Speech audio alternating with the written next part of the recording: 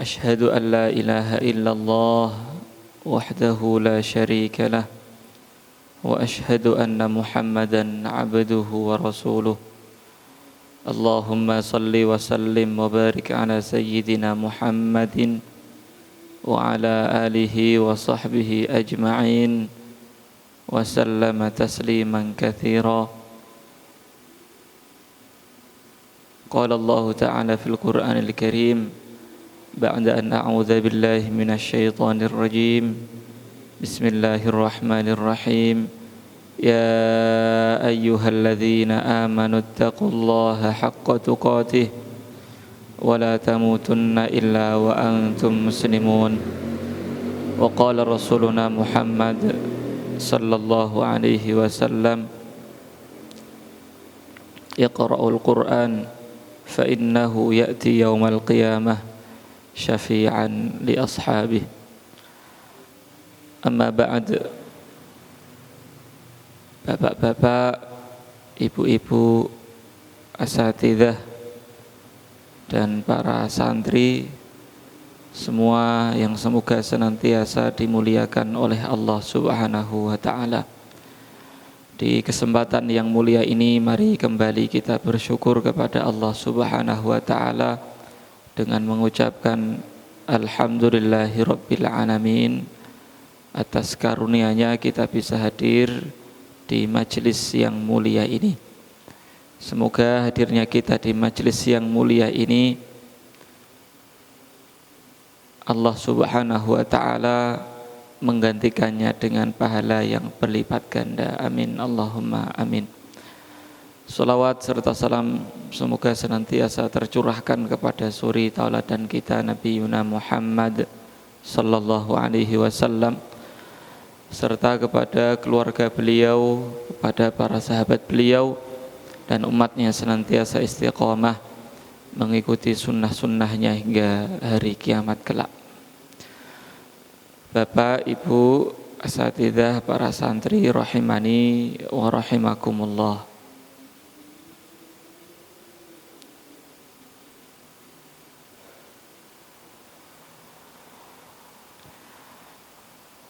Adapun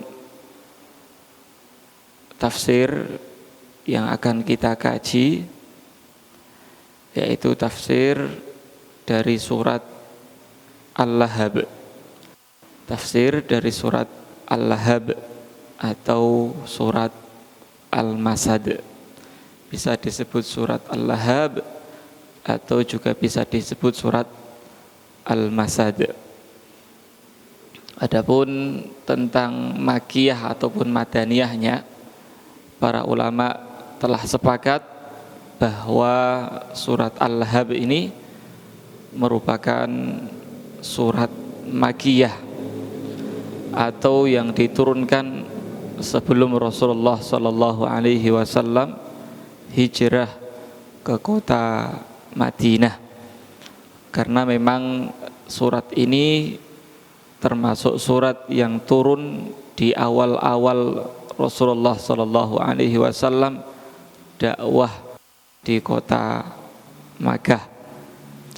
Maka surat Al-Lahab ini termasuk surat yang ada asbab nuzulnya, ada sebab turunnya, yaitu intinya nanti kita rinci setelah ini, setelah saya sampaikan kaitannya dengan amanah atau Rasulullah sallallahu alaihi wasallam disebut sebagai Al-Amin. Jadi intinya itu adalah penentangan yang muncul dari salah satu paman beliau, yaitu Abu Lahab, atau nama aslinya adalah Abdul Uzza. Jadi Abu Lahab itu adalah kunyah, bukan nama asli, nama julukan Abu Lahab. Nah, kita keterangkan kenapa dia disebut Abu Lahab. Jadi penentangan itu justru muncul dari keluarga dekat beliau, yaitu Abu Lahab. Dan kemudian juga muncul dari rata-rata orang-orang Quraisy apalagi pembesar-pembesar mereka yang mereka tak ingin kedudukan mereka tergeser dengan adanya Nabi Muhammad SAW. Sebenarnya mereka itu yakin dan tahu betul bahwa Rasulullah SAW itu adalah Al-Amin. Rasulullah adalah orang yang amanah, lagi dapat dipercaya. Itu salah satu sifat mulia Rasulullah SAW, bahkan diakui oleh mereka sebelum Rasulullah SAW diangkat dan diutus sebagai seorang nabi. Saking percayanya mereka kepada Rasulullah SAW, ketika mereka akan pergi meninggalkan kota Makkah, jazakumullah khair, dalam waktu yang lama, maka mereka pasti akan menitipkan barang-barang berharga mereka kepada Rasulullah SAW, karena mereka yakin bahwa Rasulullah tidak mungkin akan mengambil bagian daripada barang-barang yang mereka titipkan.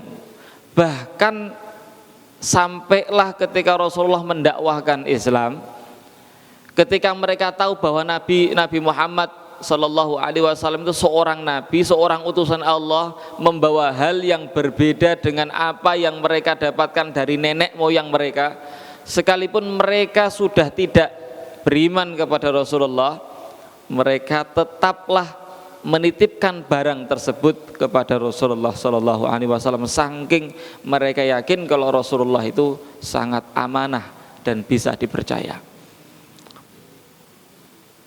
Kita tahu juga dalam sejarah ketika peletakan Hajar Aswad, jadi ketika Ka'bah itu diperbaiki oleh orang-orang Quraisy ketika itu, dan mereka semuanya hadir, jadi masing-masing kabilah itu ikut andil dalam memperbaiki Ka'bah. Maka sampailah mereka pada peletakan Hajar Aswad. Maka masing-masing di antara kabilah itu merasa paling pantas dan paling berhak meletakkan Hajar Aswad itu. Maka akhirnya kemudian muncullah pertikaian di antara mereka, sampai mereka telah siap untuk menghunuskan pedang untuk saling berperang, memperebutkan siapa yang paling berhak untuk meletakkan Hajar Aswad itu. Akhirnya orang yang paling sepuh di antara mereka kemudian memberikan masukan bahwa mari kita sepakati, ketika nanti ada orang yang pertama kali masuk di pintu Masjidil Haram ini, maka kita jadikan dia sebagai pemutus permasalahan yang sedang kita hadapi.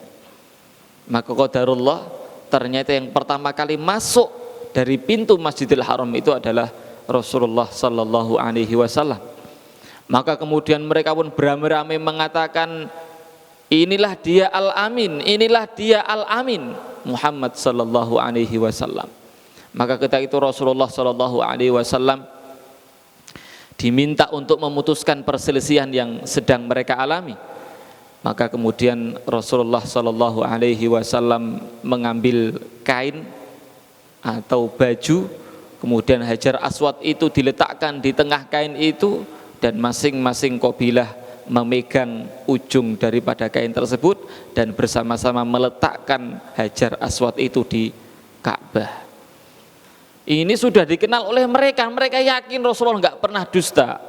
Maka asbab nuzulnya adalah ketika Rasulullah Shallallahu Alaihi Wasallam mengajak mereka untuk masuk Islam. Ini disebutkan dalam sebuah riwayat Bukhari Muslim, maka riwayatnya ini sahih. Lamma nazalat wa anzir ashiratakal aqrabin. Ketika turun ayat wa anzir ashiratakal aqrabin, berilah peringatan kepada keluargamu yang dekat. Ini perintah Allah Subhanahu wa taala untuk Nabi Muhammad sallallahu alaihi wasallam, berilah peringatan kepada keluargamu yang dekat. Maka ketika itu sa'idan Nabi sallallahu alaihi wasallam ala Safa, maka Rasulullah sallallahu alaihi wasallam langsung naik ke bukit Safa. Faja'ala yunadi, maka kemudian beliau pun menyeru, ya Bani Fihr, ya Bani Adi, wahai Bani Fihr, wahai Bani Adi. Wa fi riwayah ya Sabahah, dalam riwayat yang lain beliau memanggil ya Sabahah, ya Sabahah. Ya Sabahah ini panggilan seruan yang biasa digunakan oleh orang-orang Arab untuk memanggil orang-orang kalau memang sangat mendesak. Jadi kalau sudah disebut ya Sabahah itu mereka berusaha untuk hadir, karena itu panggilan yang sangat mendesak. Hatta ijtama'u, sampailah kemudian mereka itu orang-orang Quraisy itu kemudian berkumpul. Faja'ala ar-rajul idza lam yastati' an yakhruja arsala rasulan liyanzura ma huwa.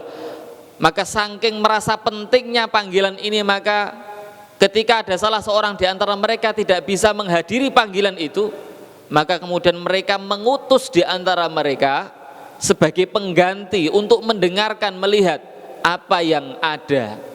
Jadi ketika mereka ada yang sakit mungkin atau ada uzur, maka mereka memerintahkan orang lain untuk menghadiri panggilan itu.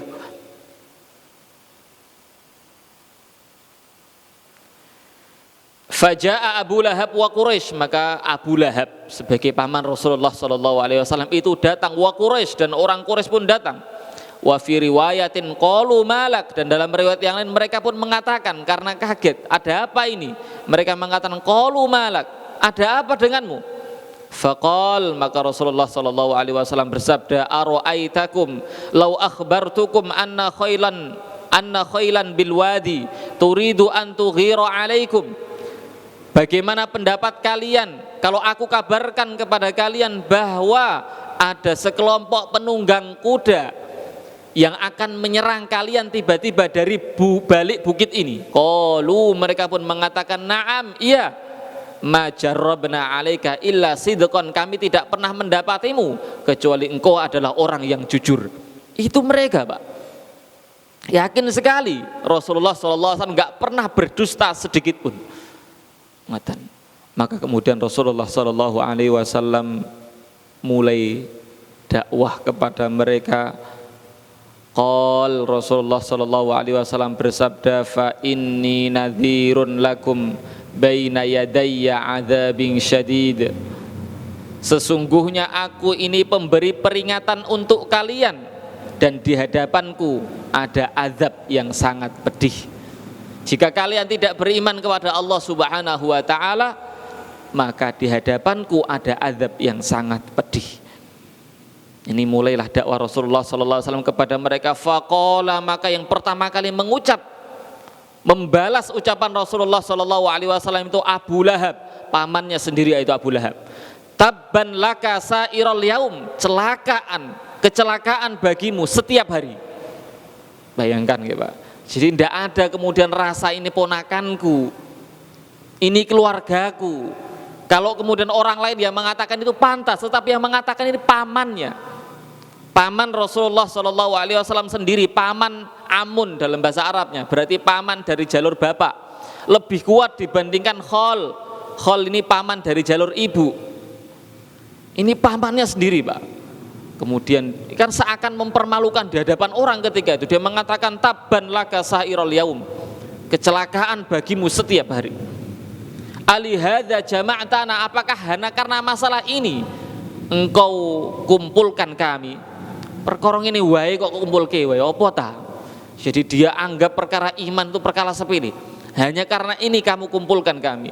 Fanazalat, maka Allah Subhanahu wa taala menurunkan firman-Nya sebagai bentuk pembalasan dari perkataan Abu Lahab kepada Rasulullah sallallahu alaihi wasallam, tabbat yada abi lahabi wa tab ma aghna anhu maluhu wa ma kasab, sampai akhir ayat. Barakallahu fikum, itu sebab turunnya surat Al-Lahab.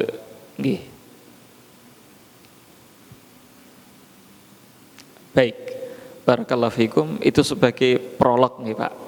Sekarang kita akan lanjutkan masuk ke surat Al-Lahab, masuk ke tafsir surat Al-Lahab.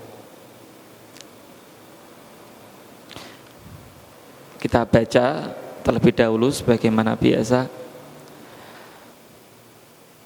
A'udzu billahi minasy syaithanir rajim. Bismillahirrahmanirrahim. Tabbat yada abi lahabin wa tabb ma aghna anhu maluhu wa ma kasab sayasla naran dhata lahab wa imra'atuhu hammalatal hatab fi jidha hablum min masad. Allahumma arhamna bil Quran.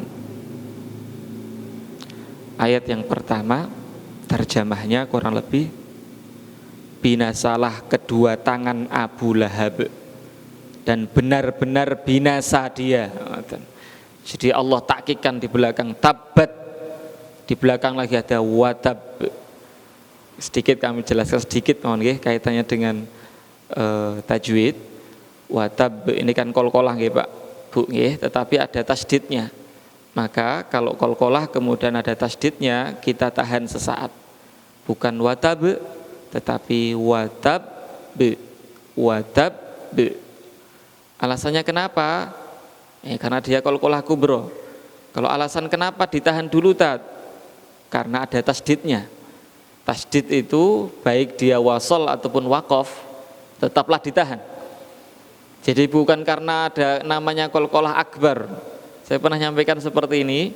Saya sampaikan kalau watab itu qalqalah kubro karena qalqalahnya dua, sugro kubro, selesai sudah.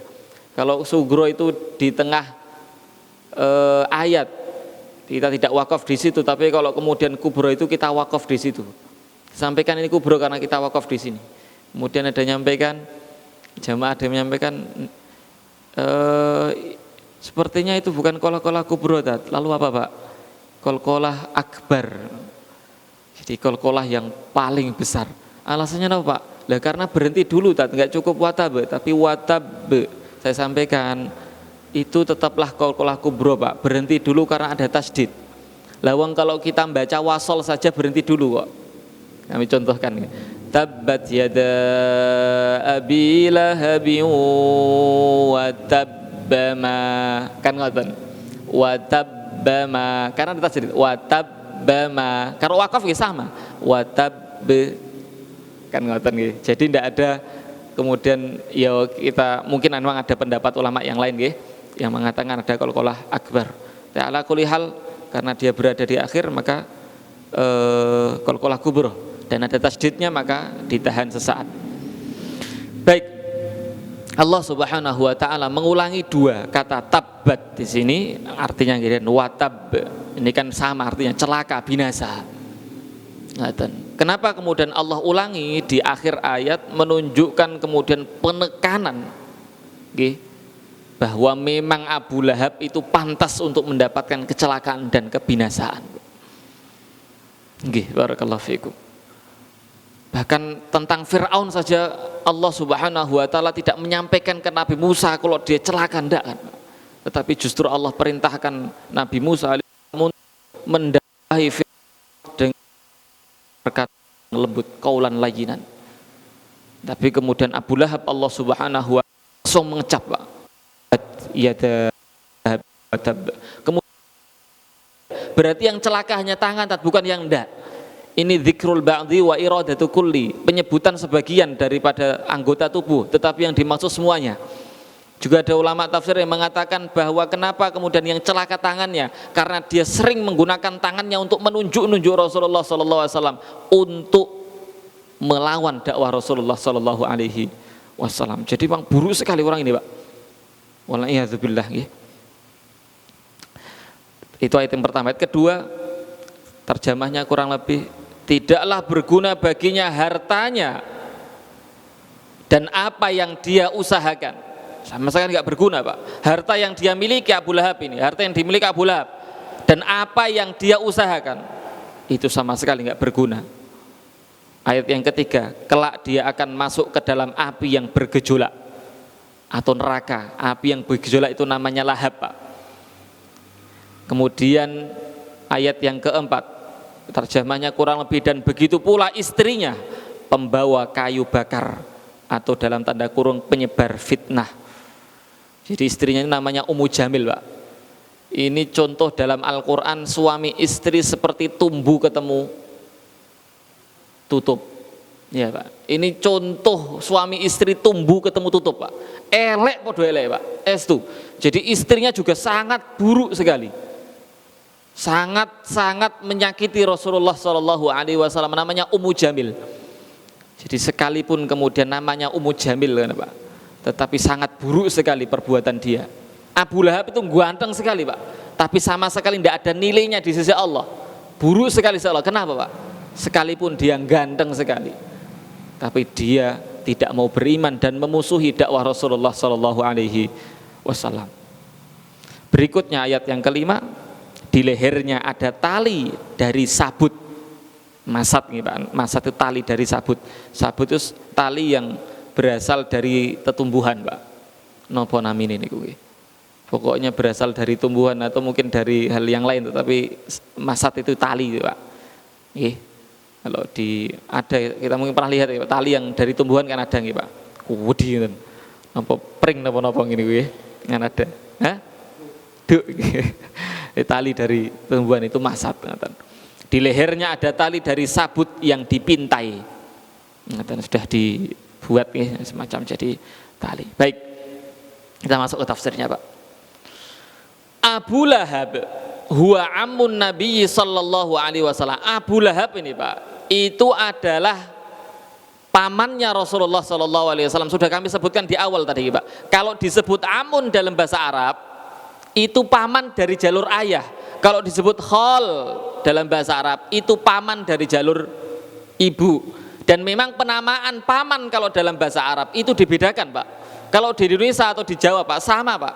Mau paman atau Pak D dari bapak, dari ibu, sama-sama Pak D, Pak Le. Nggih, mboten. Nggih, kalau di Arab dibedakan, Pak. Kenapa? Karena memang konsekuensinya berbeda. Kalau ada seorang anak putri, nggih, bapaknya meninggal, yang paling berhak menjadi wali itu, nggih, kalau seandainya mungkin tidak punya kakak adik, nggih, yang paling berhak menjadi wali itu, nggih, dari jalur bapak atau dari jalur ibu, Pak? Dari jalur bapak. Jadi memang artinya ngeten, Abu Lahab itu keluargaannya itu sangat dekat sekali dengan Rasulullah SAW, pamannya sendiri, Pak. Dan kalau kita lihat dalam tarikh yang ada, paman Rasulullah SAW dari jalur bapak kan ada 4, ya, Pak. Dan memiliki sifat yang berbeda, Pak. 4 ini memiliki sifat yang berbeda. Ada 3 sifatnya. Paman Rasulullah SAW yang memiliki sifat yang pertama, yaitu membantu Rasulullah SAW, mendukung Rasulullah SAW, tetapi tidak beriman sampai mati, Pak. Sinten niku? Abu Thalib bin Abdul Muthalib. Ada yang mau menyakiti atau kemudian mengganggu Rasulullah, beliau berdiri di depan. Ini pembelaan, sekalipun dia nggak beriman, Pak. Pembelaannya luar biasa sampai di detik-detik sebelum dia meninggal, Rasulullah ngajak dia untuk masuk Islam. Tetapi kemudian dia tetap enggan. Di sisi lain dia malu dengan pembesar Quraisy yang ada, karena di situ juga ada pembesar Quraisy yang lain. Maka sampai dia meninggal tidak pernah mengucapkan la ilaha illallah. Maka dia meninggal dalam keadaan kafir. Tetapi karena saking sayangnya Rasulullah SAW kepadanya dan pembelaan yang sangat kuat, dan itu bermanfaat sekali untuk kaum muslimin ketika itu, maka kemudian Rasulullah minta kepada Allah agar diringankan azab untuk dia, Pak. Maka azab yang paling ringan itu azabnya Abu Thalib, Pak, yaitu tidak seluruh tubuhnya masuk ke neraka, tetapi hanya dijadikan alasnya itu dari api neraka. Jadi sandalnya dia itu dari api neraka, Pak. Itu sudah cukup membuat otaknya mendidih, bluduk. Itu azab yang paling ringan, Pak. Bagaimana dengan orang kafir yang lain, waliyadzubillah. Paman Rasulullah SAW yang kedua itu yang membela Rasulullah SAW habis-habisan dan mereka beriman. Ada dua, Pak. Yang pertama adalah Hamzah bin Abdul Muthalib dan yang kedua adalah Abbas bin Abdul Muthalib. Tetapi yang paling utama Hamzah bin Abdul Muthalib karena sejak awal sudah membela Rasulullah SAW. Adapun Abbas bin Abdul Muthalib masuk Islamnya belakangan. Hamzah bin Abdul Muthalib ini beliau sampai gugur di medan perang Pak? Uhud ya. Dan dadanya dibelah, diambil jantungnya oleh Hindun, kan begitu dalam sejarah. Jadi pembelaan kuat. Ini sifat yang kedua, Pak. Jadi membela totalitas dia masuk Islam, bila Rasulullah SAW. Yang ketiga, ini paling kacau, Pak. Nggih, sampah dia ini, Pak. Sinten, Pak? Abu Lahab. Nggih, Abu Lahab. Ini pamannya Rasulullah SAW, tetapi paling awal menentang Rasulullah SAW. Jadi sama sekali tidak ada kefanatikan keluarga itu, tidak ada, Pak. Kan ada orang ya, Pak, sekalipun nggak sependapat dengan ponakannya itu karena fanatik keluarga. Serah apa ponakanku lah, kok elek-elek lah ponakanku, Pak. Kan ada begitu, Pak. Ini enggak. Dan kita tahu orang Arab itu sangat fanatik sekali dengan kabilah mereka, Pak. Itu, Pak. Orang Arab itu begitu, Pak. Sangat fanatik sekali dengan kabilah mereka dan mereka akan membantu kalau kemudian kabilah di antara kabilah mereka itu kesusahan. Dan itu berlaku sampai hari ini. Saya itu dapat cerita dari adik saya yang sedang di Yaman. Itu dia cerita, dia itu setoran kiroah sama syekhnya, namanya Syekh Bawazir, Muhammad Bawazir. Jadi kabilahnya namanya kabilah Bawazir, Pak. Kabilah ini kabilah kaya raya, Pak, dan tidak pernah membiarkan salah satu daripada kabilahnya jatuh miskin. Jadi kalau ada orang dari salah satu kabilahnya itu kemudian dia fakir, tidak punya pekerjaan, pasti akan dibantu oleh dari kabilah yang sama, dari keluarga yang lain. Saking fanatiknya, itu orang Arab begitu, Pak. Nggih, barakallahu fikum. Tetapi amnya Rasulullah ini sama sekali tidak ingin itu, Pak. Tidak ada kemudian hamiyah kekeluargaan, tidak ada sama sekali, Pak. Kita lanjutkan, Pak. Wa kana syadidul adawati wal adhiyah lin nabiyyi sallallahu alaihi wasallam. Dan dia Abu Lahab itu sangat-sangat memusuhi Rasulullah Sallallahu Alaihi Wasallam dan sangat menyakiti Rasulullah Sallallahu Alaihi Wasallam. Fala fihi dinun, dia pun tidak ada agama, Pak. Tidak kemudian dia itu ada kadarnya karena beriman, tidak sama sekali, Pak. Dan kita lihat dalam ada sebuah hadis ya, Pak, yang menerangkan tentang bagaimana kemudian upaya dia dalam menyakiti Rasulullah Sallallahu Alaihi Wasallam. Disebutkan adalah salah seorang sahabat yang kemudian dia sudah masuk Islam, ya. Dia menyebutkan raaitu Rasulullah sallallahu alaihi wasallam marra fi suqin dzil majaz wa alaihi hullatun hamra. Aku pernah melihat Rasulullah sallallahu alaihi wasallam, beliau jalan di pasar yang disebut pasar dzil majaz dan beliau menggunakan pakaian yang berwarna merah. Tidak apa-apa, pakai laki-laki pakai baju merah tidak apa-apa. Rasulullah pakai baju merah, cuman merahnya merah marun apa merah seperti bendera Indonesia, nggak tahu juga, Pak. Merah hamra. Wa huwa yaqul, ketika itu Rasulullah sallallahu alaihi wasallam bersabda, ini dakwah Rasulullah di pasar, bayangkan, Pak. Kalau saya pribadi dakwah ring pasar enggak siap, Pak. Oh, enggak gitu dodol didakwahi lah pripun, Pak. Wis mulya ngopo ta?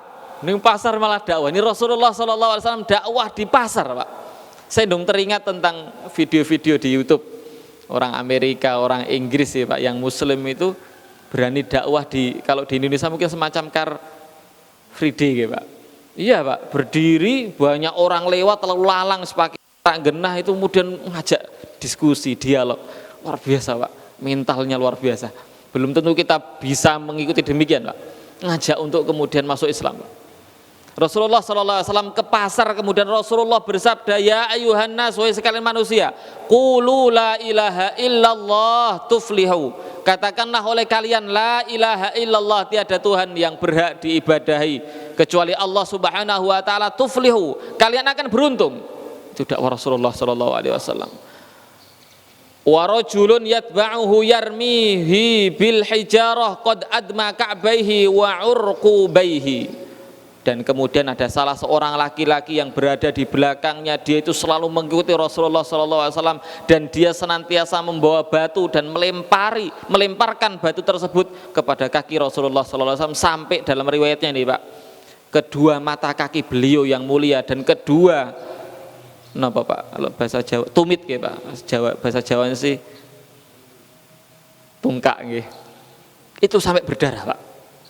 Jadi ketika Rasulullah dakwah itu dilempari batu sampai kakinya berdarah, ka'bainya berdarah, di mata kaki dan tumit Rasulullah SAW itu pun berdarah.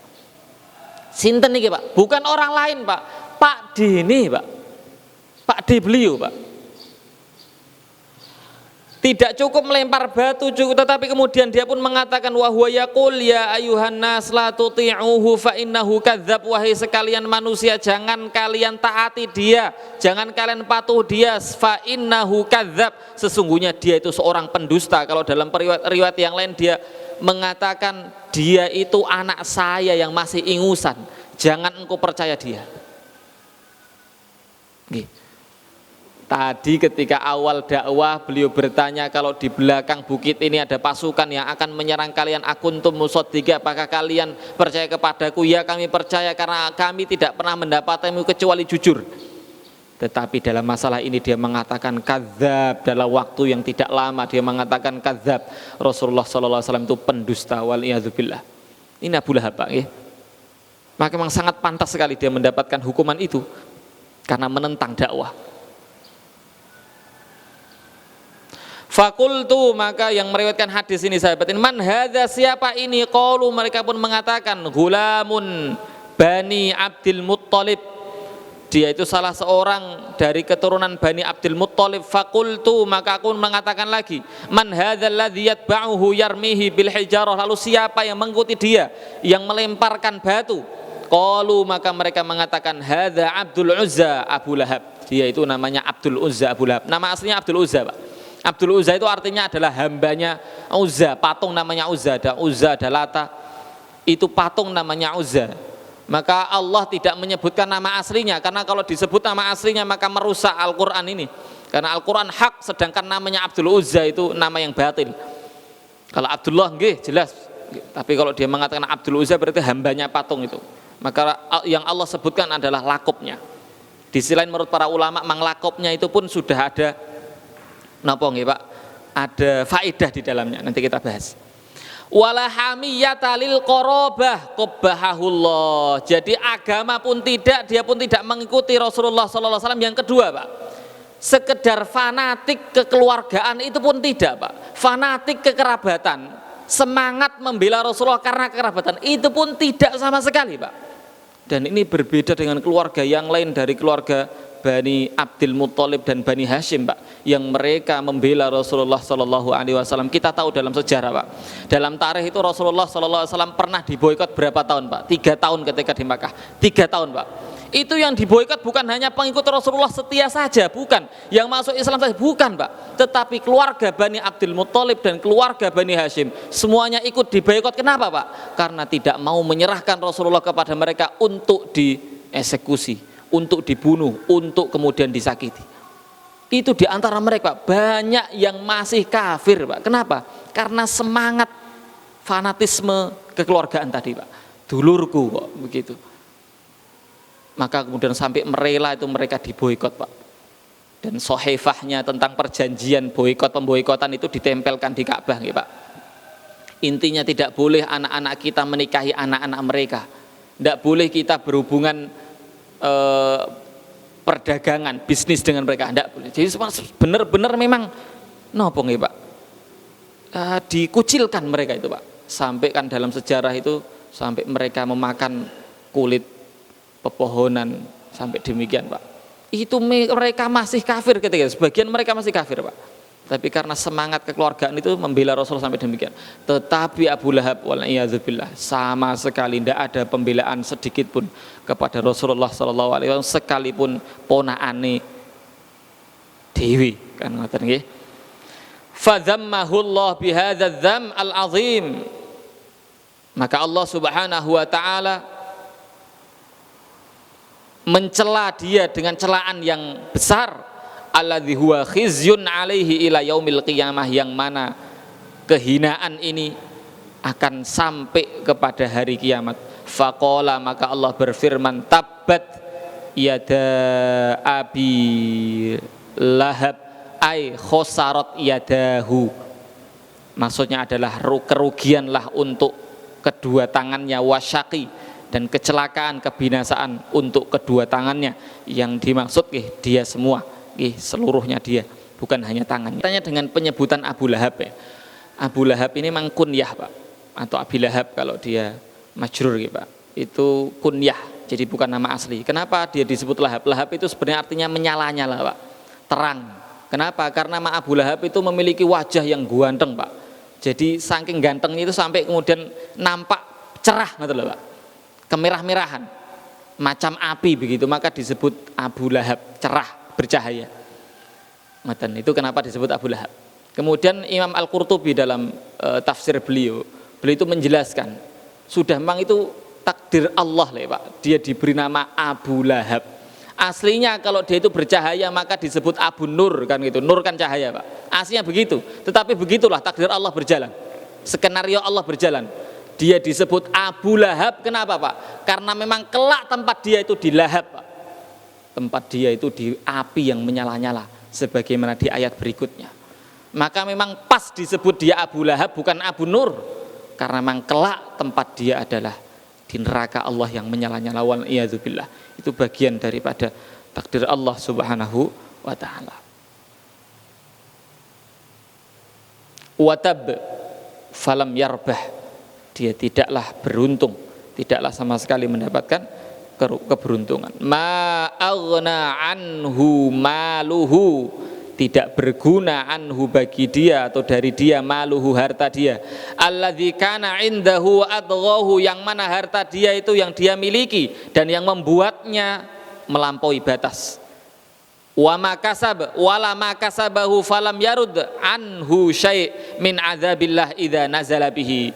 Apa yang dia usahakan dan apa yang dia miliki berupa harta itu sama sekali tidak akan bisa mencegah dia sedikit pun Pak dari azab Allah Subhanahu wa ta'ala ketika turun kepada dia. Ini ada ulama yang mengatakan firman Allah yang ini itu berkaitan dengan perkataan Abu Lahab Pak.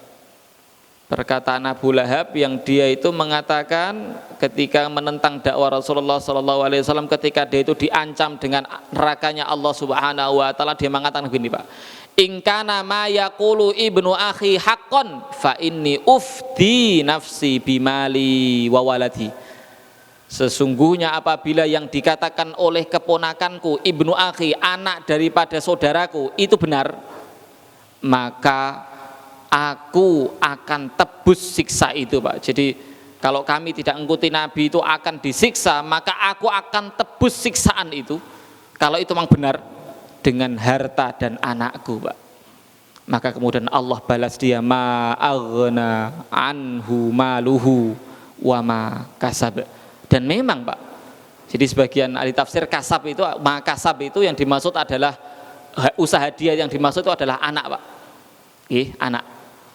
Maka juga kan disebutkan dalam hadis yang lain ya Pak, inna atyaba ma'akaltum min kasbikum wa inna auladakum min kasbikum. Sesungguhnya hasil makanan yang terbaik itu adalah hasil daripada usaha kalian sendiri. Dan sesungguhnya anak-anak kalian itu bagian daripada usaha kalian.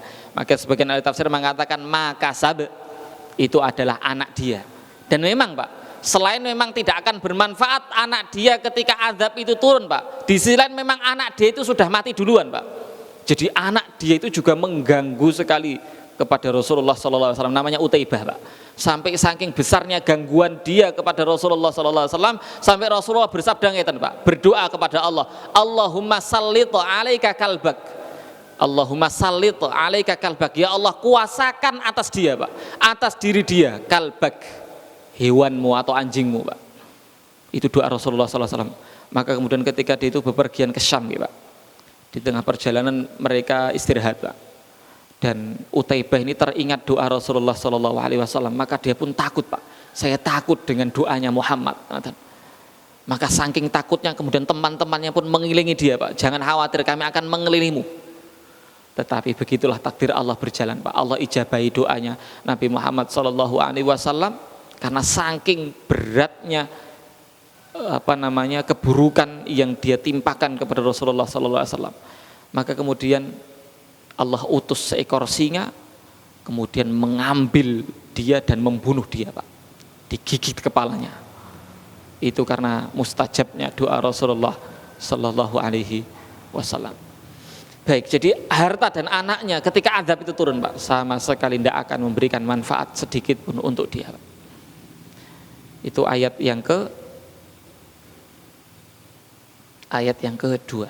Ayat yang ketiga, saya selanarong dzatalahab, kelak dia akan masuk ke dalam api yang bergejolak, lahab, Pak.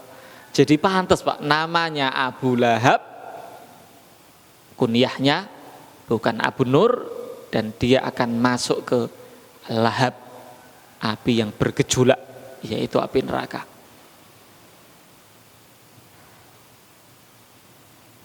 Saya selana rong dzatalahab ai satu hitu bihin nar min kulli janib, dia akan diliputi oleh api neraka dari setiap sisi, Pak. Kanan, kiri, atas, bawah, pojok, semuanya dia diliputi oleh api. Huwa wa mra'atuhu hammalatal hatab, dia dan istrinya, Pak. Jadi memang tumbuh ketemu tutup es itu, Pak. Jadi di Quran itu disebutkan beberapa macam istri dan suami, Pak. Ada yang podo eleke, Pak. Coro nganu suaminya itu penjahat, penggane nyolong, Pak, ngerampok, istrinya dukung. Wis apa, Pak? Yang kanggo tuku mas-masan, lanjutke. Memang salat rak tau wis pokoke mang tumbuh ketemu tutup klop, Pak. Yang kedua itu ada yang macam seperti Firaun dan istrinya, Pak. Suaminya welek epol, Pak. Tetapi istrinya tetap solehah. Suaminya dang tek rak tau salat, Pak. Salat paling lek bodoh. Iku lek rak kelempon, Pak. Lek kelempon yo rak salat. Jumatan lah lek rak isin karo tanggane rak Jumatan, Pak. Nggih, sekali-kali ngetok menono.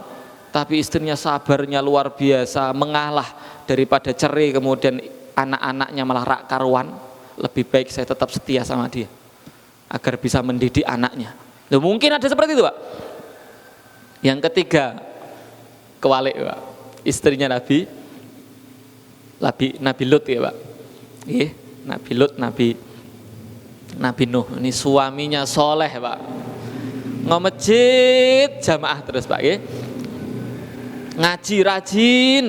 Istri ngomah ngomejit wae. Apa iso nambah duit lho ngomejit. Ngomejit lek mulai go duit sak gepokno ya. Lah ngomejit ra entuk apa-apa.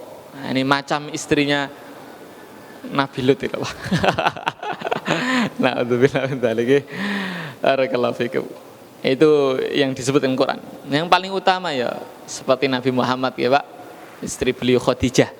Jadi mendukung dakwah Rasulullah Sallallahu Alaihi Wasallam. Jadi dia dan istrinya akan masuk ke lahab, Pak.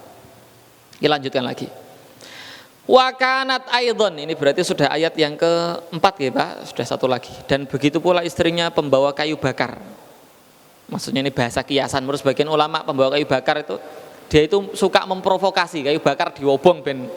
Dia itu suka memprovokasi, Pak. Ini membawa fitnah. Menurut sebagian pendapat. Wa kanat aidan syadidal adhiyah li Rasulillah sallallahu alaihi wasallam tata'awan hiya wa zawjuha 'alal itsmi wal udwan. Dia juga itu sangat menyakiti Rasulullah sallallahu alaihi wasallam dan bahu membahu, Pak. Tolong menolong, dia menolong suaminya atas itsm wal udwan, atas dosa dan permusuhan. Itu istrinya, Pak. Watulqi asyar, dia itu melemparkan keburukan. Watas aghoyata ma taqdiru alaihi fi adhiyatir rasul, dan dia berusaha, berupaya sekuat tenaga, Pak, sampai pada puncak usaha dia yang dia mampui untuk apa, Pak? Untuk menyakiti Rasulullah sallallahu alaihi wasallam. Kemudian ayat berikutnya fi jidiha hablum mim masad, di lehernya ada tali dari sabut yang dipintal. Wa tajma' ala dhahriha minal auzar bimanzilati man yajma'u hataba, dan dia mengumpulkan di atas punggungnya dari dosa-dosa sebagaimana kedudukan orang yang mengumpulkan kayu bakar yang berada di punggungnya. Ini pendapat yang lain ya Pak. Jadi maksudnya dia mengumpulkan kayu bakar di punggungnya itu karena dia itu mengumpulkan dosa, sehingga dosa itu bertumpuk di punggungnya sebagaimana dia membawa kayu, sebagaimana orang itu membawa kayu. Ini tafsiran yang kedua. Selain tafsiran yang pertama tadi, maksudnya hammalatal hatab itu adalah orang yang menjadi provokator, memprovokasi orang, menyebar fitnah untuk membenci orang lain. Berikutnya, qad a'adda lahu fi 'unuqihi habla, dan dia telah menyiapkan untuknya di lehernya tali mim masad, ai min lif, dari sabut atau tali yang terbuat dari tetumbuhan. Nggih, barakallahu fikum. Ada tafsiran yang lain. Kenapa kemudian dia itu disebut hamalatal hatab, Pak? Ngeten, Pak. Dia itu wanita yang mulia, Pak. Jadi Ummu Jamil itu aslinya, Pak, wanita yang terpandang, Pak. Tokoh wanita di Quraisy itu Ummu Jamil, Pak. Jadi enggak sekedar laki-laki, tokohnya perempuan di Quraisy itu Ummu Jamil, Pak. Karena ketokohannya ini maka dia kan sombong sekali, Pak. Walayadzubillah. Tetapi karena ketokohannya, sekalipun dia tokoh, Pak, sekalipun dia tokoh, dia itu sampai rela ke gurun pasir, jalan di bawah terik matahari, masuk ke gurun pasir untuk apa, Pak? Untuk mencari kayu, Pak. Kayu yang berduri digunakan untuk apa? Digunakan untuk diletakkan di jalan yang sering dilewati oleh Rasulullah SAW agar Rasulullah itu terkena duri dari kayu itu. Ini menurut sebagian pendapat. Jadi kenapa hamalatul hatab? Karena dia itu suka ke gurun pasir, padang pasir, padahal wanita mulia nih, Pak. Untuk apa? Mencari kayu bakar untuk mengganggu Rasulullah SAW. Riwayat yang lain kaitannya dengan fi jidiha hablum mim masad.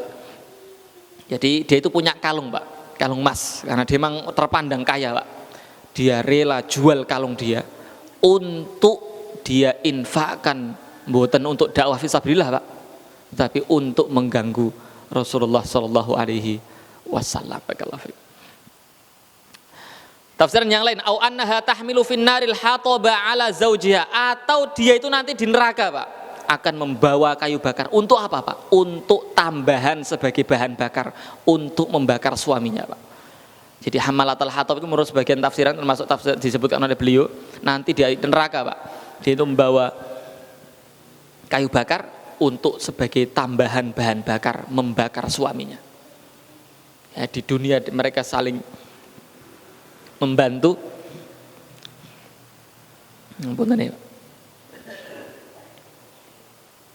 Di dunia itu dia saling membantu, tapi di akhirat, Pak, justru istrinya lah yang menambah bahan bakar api neraka untuk suaminya. Nauzubillah min dzalik.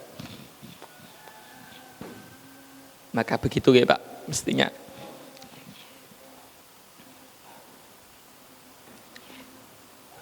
Melanjutkan lagi. Mutaqallidah fi unuqiha hablan min masad. Jadi talinya itu tergantung di di lehernya, Pak. Wa ala kullin, pokoknya begitu ya, Pak. Fafi, ini penutup, Pak. Fafi hadhihi surah ayatun bahirah min ayatillah. Di surat ini, Pak, itu terdapat tanda kekuasaan Allah di antara tanda-tanda kekuasaan Allah yang lain. Tanda yang mengagumkan, Pak. Tanda yang luar biasa. Tanda kekuasaan Allah yang luar biasa. Apa itu, Pak? Fa innallaha anzala hadhihi surah wa Abu Lahab wa imra'atuhu lam yuhlika. Ketika Allah Subhanahu wa taala turunkan surat ini, Pak, ketika itu Abu Lahab dan istrinya itu belum binasa, Pak. Belum mati mereka berdua, Pak. Tapi Allah sudah turunkan ayat ini. Wa akhbara annahuma sayu'adziban finnari walabud. Dan Allah ketika mereka masih hidup berdua ini, Pak, Allah menghabarkan bahwa mereka itu akan diazab di api neraka, Pak. Sedangkan mereka masih hidup, Pak. Dan itu harus, artinya mereka mesti akan diazab di api neraka. Wa min lazimi dzalika annahuma la yusliman. Dan karena kelaziman itu, Pak, di antara kelaziman itu, maka mereka berdua itu tidak Islam, Pak. Tidak pernah masuk Islam sampai mati, Pak. Fawaqa'a kama akhbara alimul ghaib wasyahadah. Maka terjadilah apa yang terjadi sesuai dengan apa yang dikabarkan oleh Allah, alimul ghaib wasyahadah, yang mengetahui yang gaib dan yang terlihat. Maksudnya begini loh, Pak. Sebenarnya gampang bagi Abu Lahab dan istrinya untuk membatilkan firman Allah, itu gampil sangat, Pak. Mereka masih hidup, Pak. Ketika dicap oleh Allah, kalian itu akan memasuki lahab, Pak. Kan gampil, Pak. Coro ngapusi biduk-biduk sekongkol karo bojone ngeten. Bu, ayo do-do masuk Islam. Ngeten. Lek etok masuk Islam kok firman Allah itu batil. Lek masuk Islam lah aku surga, ra sido untuk lahab to. Berarti lek coro sakniki kita masuk Islam, saiki masuk Islam. Batil itu firmane Tuhane Muhammad itu. Tapi Pak, dalam sejarah tidak disebutkan sama sekali mereka berdua tipu-tipu Muslim, enggak, Pak. Jadi menunjukkan maha benarnya Allah Subhanahu wa taala. Kalau mereka mau membatalkan firman, gampang, Pak. Masuk Islam yuk. Lah, berarti ayat ini, Pak, surat ini enggak berlaku lagi. Nggih mboten. Tapi nyatanya dalam sejarah, sekalipun mereka tipu-tipu, mereka pun tidak masuk ke agama Islam. Ini menunjukkan keagungan, tanda-tanda kebesaran Allah Subhanahu wa ta'ala. Quran itu mesti benarnya, Pak. Nggak mungkin salah. Jadi kalau kemudian mereka ingin Abu Lahab menyalahkan, gampang. Masuk Islam beres, salah Quran itu. Nyatanya kami beri Islam kok, masa masuk neraka. Begitu. Tapi sampai akhirnya hayatnya mereka tetap dalam keadaan kafir. Bapak Ibu rahimani wa rahimakumullah, begitu tausiah yang dapat kami sampaikan pada pagi hari ini. Semoga menjadi Pak, peringatan untuk kita semua. Jangan sampai kemudian kita termasuk orang-orang yang menghalangi dakwah, orang-orang yang menyampaikan kebaikan kita halang-halangi, kita buruk-burukkan dia. Kalaulah kemudian mereka itu dari kelompok yang lain yang bukan kelompok kita, mereka adalah ahlus sunnah juga, mengajak kepada kebaikan, janganlah dihalang-halangi. Biar kalau kita nggak suka cukup diam. Jangan kita menjadi bagian daripada orang-orang sebagaimana Abu Lahab, jadi menghalangi dakwah Nabi Muhammad SAW. Sebaliknya, kita mestinya mendukung dakwah. Kalau ada orang yang mengajak kepada kebaikan, kita dukung, Pak, agar kebaikan semakin menyebar luas. Selanjutnya, semoga hadirnya jenengan di majelis yang mulia ini, subuh-subuh adem-adem, anget-anget, subuh-subuh adem-adem, udan-udan, gerimis-gerimis, panjenengan kuatkan azam jenengan untuk datang ke masjid. Semoga dengan hadirnya jenengan di majelis ilmu ini, keluarnya jenengan dari rumah jalan ke masjid, walaupun pakai motor gitu, Pak, walaupun pakai mobil gitu, Mas, semoga tetap mendapatkan pahala yang berlipat ganda dari Allah Subhanahu wa taala, dan semoga menjadi penghalang dari siksa Allah Subhanahu wa taala. Karena kita yakin azab kubur itu ada, Pak. Dan kita tahu tentang sabda Rasulullah, yu'tar rajul fi qabri. Jadi ada salah seorang yang didatangi azab di kuburnya, Pak. Fa idza utiya min qibali ra'sihi dafa'athu tilawatul Quran. Ketika azab itu akan datang kepadanya dari arah kepala, Pak, maka kemudian bacaan Quran dia itu menghalanginya, Pak. Ojo kok azab. Oh, dia itu rajin baca Quran, kok kamu azab. Jangan kok azab.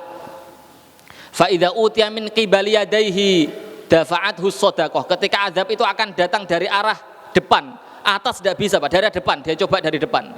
Maka ternyata shadaqah dia itu menghalanginya. Jangan. Dia itu termasuk orang yang rajin shadaqah. Jangan kok azab. Fa idza utiya min qibali rijlaihi dafa'ahu masyuhu ilal masajid. Ketika azab itu datang dari arah bawahnya, maka ternyata jalannya dia ke masjid itu menghalanginya dari azab. Jangan kok azab. Dia itu orang yang rajin ke masjid untuk ngaji, untuk sholat jamaah. Jangan kok azab dari arah kaki. Maka akhirnya dia enggak diazab. Kenapa, Pak? Karena amal soleh dia menghalanginya daripada azabnya Allah Subhanahu wa taala di barzah. Nggih mengkaten semoga Allah ampuni dosa kita dan Allah Subhanahu wa taala jauhkan diri kita dari azab Allah di dunia dan di akhirat. Amin Allahumma amin. Mekaten mari kita tutup dengan doa kafaratul majlis. Subhanakallahumma bihamdika asyhadu an la ilaha illa anta astaghfiruka wa atubu ilaik. Alhamdulillahirabbil alamin. Allahumma shalli wa sallim wa barik ala sayyidina Muhammadin. Akhirul kalam. Wassalamualaikum warahmatullahi wabarakatuh.